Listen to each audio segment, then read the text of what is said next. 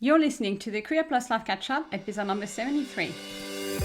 Welcome to the Career Plus Life Catch-Up, a show anchored in reality to help you create a balanced life where you enjoy both your work and your life, because you don't have to choose.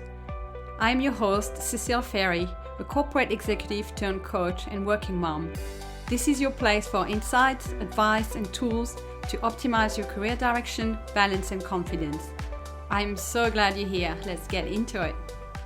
Hello, beautiful people, and welcome to the podcast episode this week, and welcome to March. I hope you're traveling well. If you haven't followed me on social media in the last few weeks, I did run a career reset week to really focus daily on giving you career advice if you are wondering if you are ready for a new direction and how to go about it, and all the way to sharing with you some very concrete job search tips. So if you've missed that, and if this is something important to you right now, you can go and check out the content either on Instagram at Career Catch-Up, or you can go inside the Facebook group, the Career Catch-Up as well. So I'll put the links in the show note. And on Friday, I run a free masterclass both on Facebook and Instagram, so you can find the replays there. And it was all about how to set career goals for yourself this year, as well as some job search tips when it comes to interviewing and writing your resume.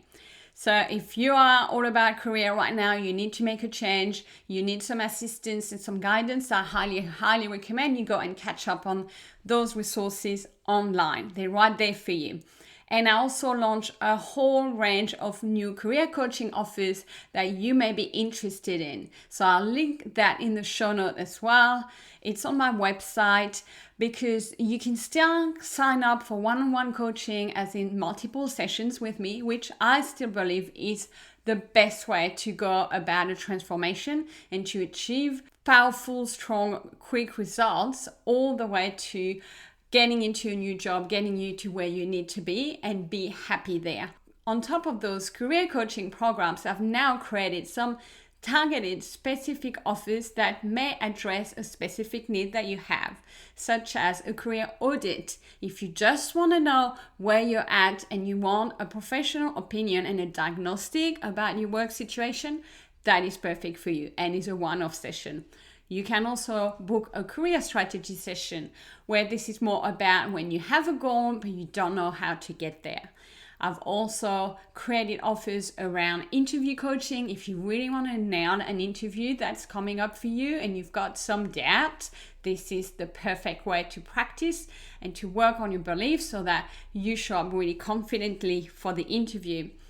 And I've also launched a return to work coaching program. So these are for people that have had a career break and are coming back to work and are probably feeling a little bit less confident than what they were before. There might be a lot of things to sort out, to organize from a work-life balance point of view.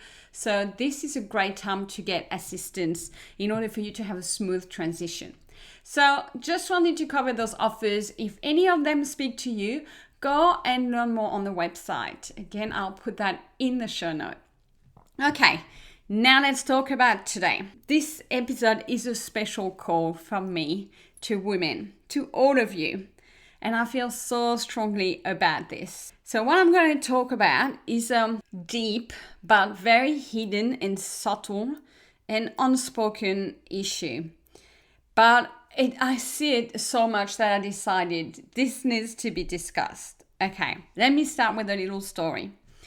The other night, I went to a concert, and it was part of a festival in a local council. And before the performers arrived, there was a little intro speech by a guy who came on stage, and he was in charge of the festival, and he was smiling and he welcomed everyone, and he talked a bit about the program and he thanked people, and he said, we're very pleased to have here in attendance the mayor of the council, and then he invited her to come in on stage. Everyone clapped, and the woman, who was roughly in her mid-30s, came on stage, and everyone was looking forward to hearing from her. And the first thing that she said was, "I'm sorry, I promise I won't take too much of your time tonight," and blah, blah, blah. And she went on to talk about how music was part of the council's strategy. But the very first thing she said was to excuse herself for speaking to us.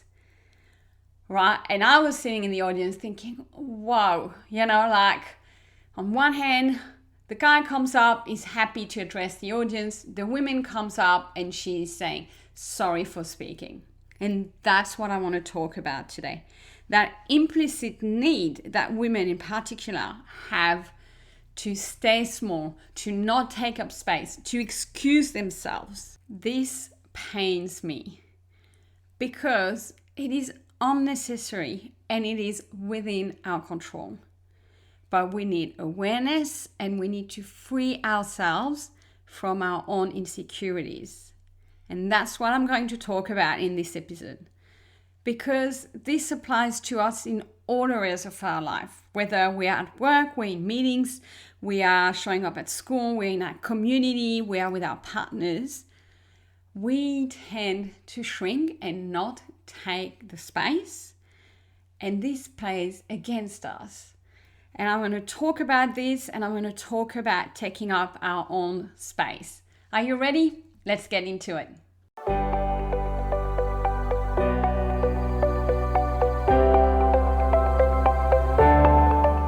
So what behaviors am I talking about? And here I'm going to tell you what I'm actually observing. And I'm going to talk about women in general, but obviously some men do that, but it's predominantly women. So for the sake of this podcast, I'm going to talk about women. So I observed them saying sorry at the start of a sentence or the start of an email. Sorry for taking up space or for taking someone's attention. I am seeing brushing off compliments or at times palming the compliments off onto someone else, like we are uncomfortable even just holding it with ourselves. We're really quick to say, oh, well, actually, I didn't do very, very much. It was more such and so, and off we go. I'm observing not speaking up, even though we have a very strong point of view and we have things to say and we feel strongly about it, but we are just holding it in. I'm observing apologizing for asking something of someone. I'm seeing women putting themselves down as a gesture of humility or playing their achievements down. Like when someone says, job well done for X, Y, and Z. How often do you see the women saying, oh, it wasn't really that much work, or it wasn't really hard, or it was easy, I got some help, right? We play things down. I'm seeing women including themselves into a group so that we can blend in, and that way we don't have to take the space. We don't have to own it and stand out. I'm seeing when it's about choosing a group captain to report back into a room, how often are women just sitting back and waiting for someone else to volunteer? I actually saw this on the weekend. I was at a kids show and every time they asked for a volunteer, so many little girls raised their hands, right? And they were like between 4 and 7. And I was just stunned because when you ask this in a workplace environment, women don't raise their hand ever. Have you noticed? So what happened? And I'm also noticing all the times where women are just not taking the initiatives. So these are all what I'll call subtles, but very programmed, quite automatic words or actions that take place nearly without us noticing, without anyone noticing. It's like we're all kind of passively hypnotized. We kind of all see those things or see them not happening, yet nobody would actually remember that or pick up on those things. I'm sure you've witnessed that over and over, but yet it just washes off over our head and it just gets sucked into what I would call the collective unconscious. It's mad, right? We're so used to this that our mind skips it, doesn't notice it. It's like background noise. Yet, all those things, all those behaviors, what they create is some negative emotions on both sides, actually. For the person who is actually saying it or doing it, it doesn't feel good when you have to excuse yourself for taking up space. And for the receiver, like when I was in the audience and these women started addressing us and apologized for taking 30 seconds of our time pre-concert to communicate to us, how do you think we felt? Pretty bad, huh? So those behaviors create shrinking, create awkwardness, create suffering. And the more we let them pass over our head, the more we also reinforce the neural pathway in our mind that says, this is normal, this is acceptable, this is part of life. My question is it? If you were born today and you witnessed this, what would your reaction be? Would you think maybe something is a little bit off here?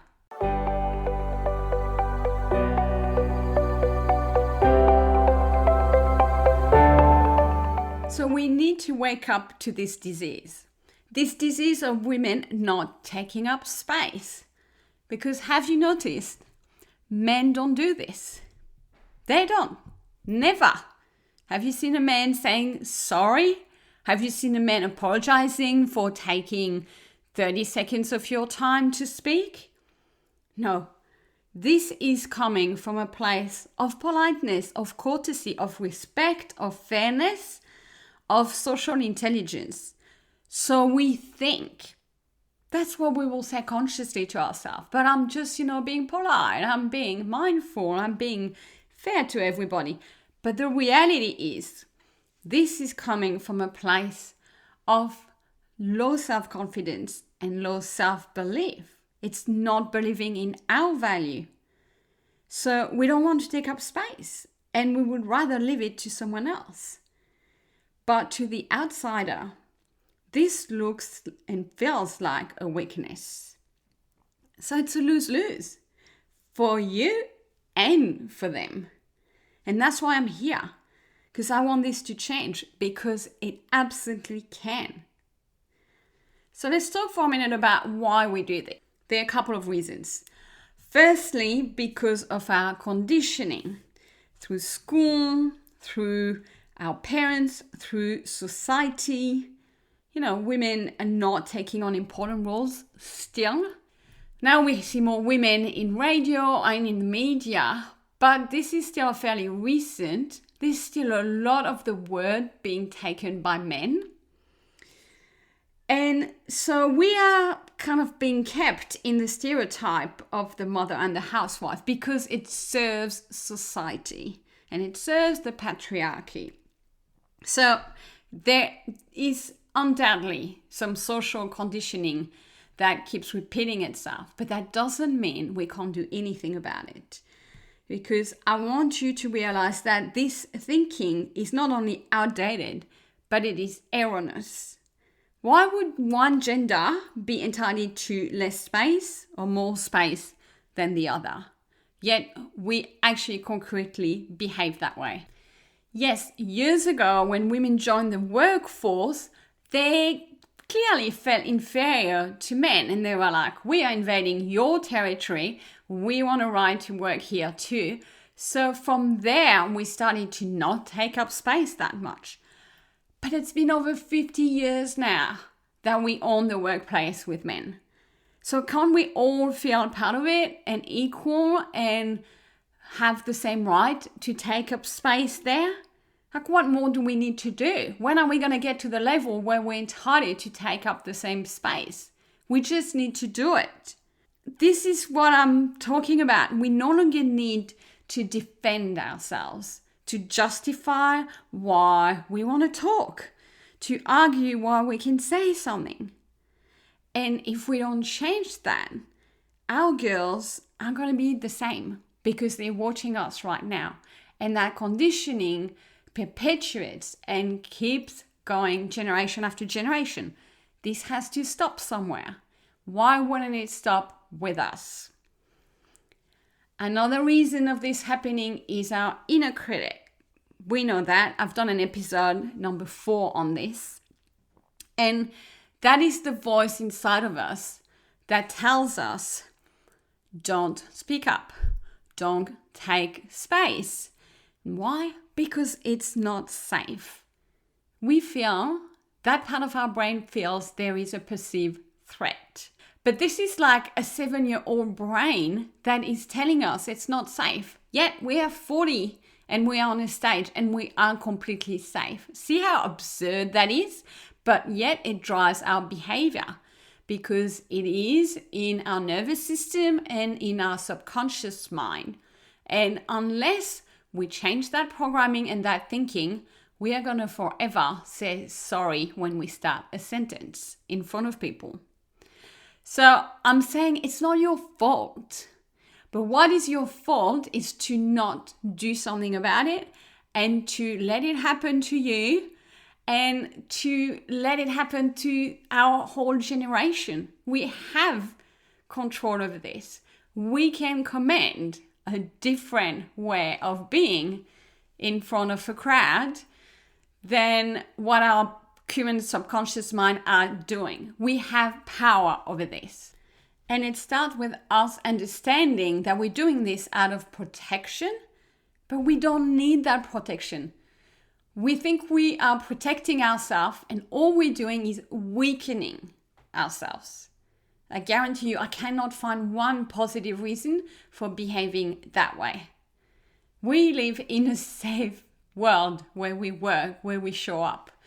So what I'm really feeling strongly about this, yes, we have inherited some conditioning, but we have the means to wake up and break that and disrupt the pattern.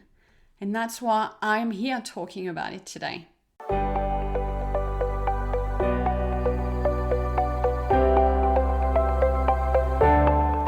So let's get concretely into how do we change this?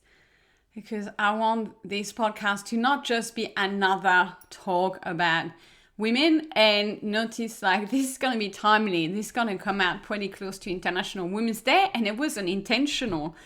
But this can be a really good opportunity to think about that as you are seeing women speaking up and taking space. So the number one step to change this pattern is to notice when you do it or when other women do it. Pay attention. Listen to all the speakers. And you can also notice those that take up the space. I even just love to do it. It's like ethnography. Watch people, watch women, watch the words that they use, watch how they're brushing things off, watch how they're passing on the praise to someone else. Watch how they are putting themselves down. You know, even if you go up to a woman and say, oh, you've got a beautiful jacket. And they will straight away say, oh, I've had it for years. Right? So I want all of us to open our eyes and bring all those behaviors that are unconscious into the conscious and be like, here we go again. Ding. First step, awareness. Okay, because we need that, and we need to know and notice how often we do this. Look up in your text messages, your email, how often you want to start with the word sorry in every text, every message you send. And when you actually don't need to say sorry. So look up in your own, do a bit of a self-audit, right? In your communications, whether they're verbal or they're written, how often you choose not to take up space and you go the other way. You're withdrawing. You're going into that protective mode and you're putting the words around it in order to protect yourself. Step number 2, it's about stopping the behavior. So we're really talking about therapy here. We have to change. So that means no more apologizing. No more brushing things off, compliments, positive feedback. No more denying things and playing them down.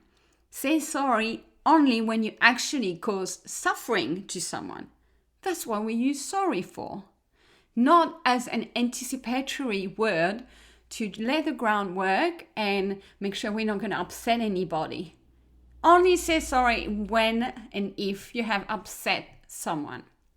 So I think sorry is so overused, and it's a word that I have virtually banished from that vocabulary.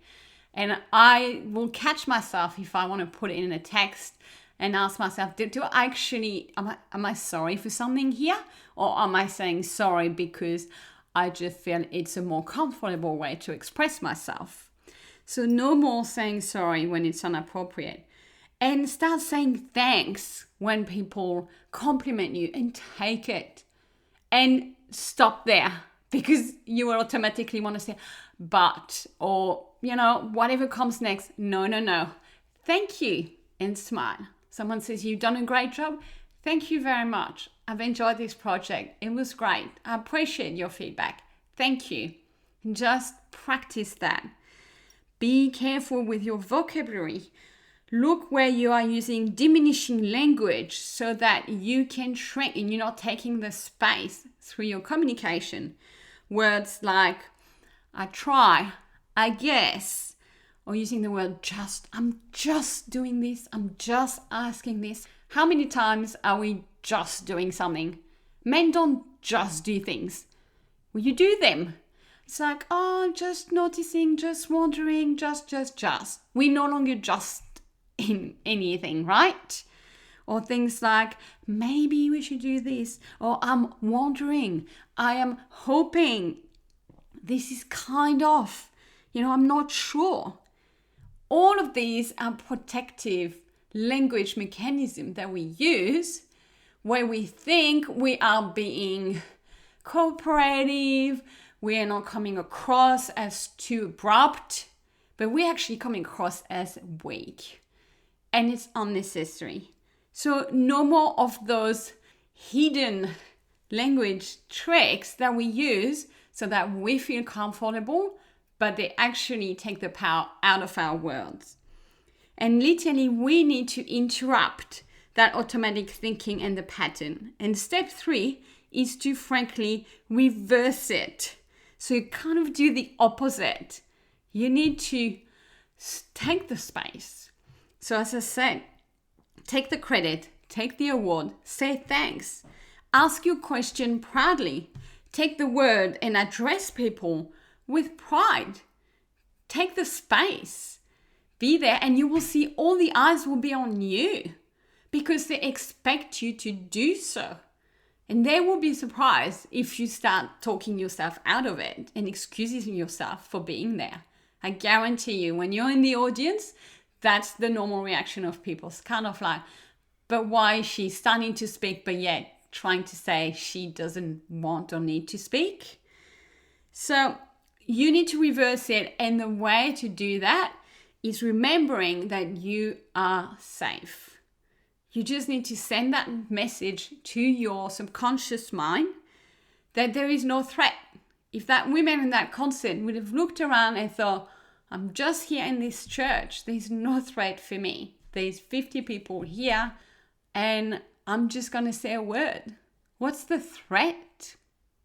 Right? So you need to feel safe in order then to take up the space. And then speak like men do, which is in short, sharp sentences. It's to the point. We don't need to do all this extra little ornamental vocabulary thing that for us creates that cushioning impression, and we haven't actually got to the point. And that's something women do as well. We don't need the cushioning. We don't need the extra bits around what it is that we want to say. We have the words, people are there, people's time is valuable. Let's address them. Let's do the job we're here to do. Let's contribute. And that's it.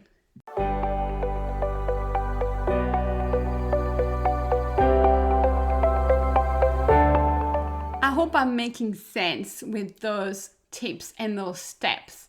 And I know this will feel weird at first, but this needs to be practiced and like a muscle, and will build up and it will get easier and easier. I never say sorry anymore. I don't even think about it because that's my new neural pathway. So you just got to recreate a new one. And the hardest is at the beginning to disrupt the existing one. And then when you do it over and over and over, it gets easier and easier. And you know what will happen? Men won't notice the change, really. If anything, they might just be less annoyed versus what they currently are. But right now, they just tolerate it and they nearly expect it. And they look at us subconsciously through that lens because that's how we portray ourselves. So men it won't really affect them. No man will go, wow, she's suddenly gone confident. Who does she think she is? And that sort of thing. No. If anything, it would just be easier for them. But the women will notice it. And the unconscious collective of women will benefit from it and will notice it and take it on board. Because likewise, we collectively reinforce it because we hear it from so many women around us that we do the same. It's kind of like social copying. We're being copycats of each other. So if we start changing, we'll all be copycats there too. And it will feel odd for someone to go, good evening, sorry to be taking some of your time. People will be like, whoa. But so many of us still do it. So that's what we need to change. And the more we do it for ourselves, the more we'll do it for the greater cause of women in general. And a word on women who really own this, because they are, as I said, I didn't want to generalize. Look around you, especially around International Women's Day, and look at those women who do not say sorry, who take the space, who don't apologize. Copy them. See how they don't excuse themselves in the presence of others. Because they've learned. They've changed their neural pathways. It's not a matter of safety for them. They still have an inner critic and it tells them other things. But at least they've mastered the art of communicating in a way that doesn't excuse themselves. So I want you to be more like those women. Be a strong woman and lead yourself when you are in public, and act like you hold the most respect for yourself, because that's the key.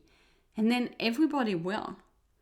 So it's time to start raising the bar with yourself about your value, your worthiness, your unique space in the world, your intelligence, your skills, and your talents, because that's what is fundamentally sitting under that. Because all those things are as good as men, if not better, some would argue, and they're certainly as good as other women. The world will see you the way that you see yourself. Change that, change how the world sees you. And by excusing yourself for taking up space, you are also depriving others of your value. Because people kind of tune out. You, from the get-go, send the signal that what you're saying may not be that important. So you miss out on that opportunity to make an impact, a positive impact on someone's life, on someone's experience, on someone's journey, whatever the situation is. Like if I was here starting every podcast with, look, sorry, this may be a really long podcast or this may not be the best use of your time. Like, can you imagine? So I don't show up that way because I know I have value to communicate to you, and I take up the space, take up the vocal space at least, and I don't excuse myself. And that way you also stop reaffirming those neural pathways in your mind that basically say, I'm not good enough. I'm not good enough to speak. That's what it is. I'm not good enough to take up space. And that is work you need to do on yourself, because that's a belief that is between you, and you have full control over it. And the truth, as you know, is that you are good enough, because all humans are good enough. No one is great. No one is crap. We're all good enough to take up space, like everyone equally. So you could nearly say plenty enough. So remember that this is about you're safe to take up space and you're good enough. You might not think you're ready. You might not think you're the most qualified to do that. You might not think you look the way that you want to look yet. All of those things. And potentially, yes, all those things are work in progress. We're never there. We all have things we want to improve in our lives. That's life. That's growth. Yep. Does that mean we can't right now take up space? We have to wait until a point where when? So now my key message today is to tell you, you're good enough today. You don't need to be all those things or to feel all those things in order to behave like some of those other women. They've understood that, and they just shortcut it, and they just go in front of someone and they just say how it is. And that's why I wanted to talk about that today, because it's an illusion, it's a myth that we need to hold back because we may not be ready or we may not be safe. And when we actually do take up the space normally, which is a lot easier, less drain, less effort for us to do, we realize everything is fine and no one expected anything different from us. But not enough of us are doing this. So I'm really hoping out of this podcast that you're going to be onto yourself and you're no longer going to be staying back, shrinking your space and being in protective, defensive mode unnecessarily, and that instead you just got to behave like you're good enough to speak. And that in turn you will inspire the next women and the next women around you, that we can eliminate those kind of words and behaviors from our reality. So if we can reduce them, I would have done my job here. But I'm sure by now you're going to be noticing a lot more what's happening around us when women are speaking, and play along with that and just see for yourself how good it feels and how in fact you didn't need that much protection. And that's how the neural pathways get rebuilt. All right, my friend, I hope you've enjoyed this conversation. So go out there and take up your beautiful space. I hope you have a wonderful week, and I'll speak with you soon. Bye, everyone. Thank you for listening. If you enjoyed this episode and would like to find out more information, you can visit my website at careercatchup.com. There you will find blog articles, free resources, a self-study course for your career direction, and ways to work with me. It's at careercatchup.com. I hope to continue to connect with you and support you. Talk to you soon.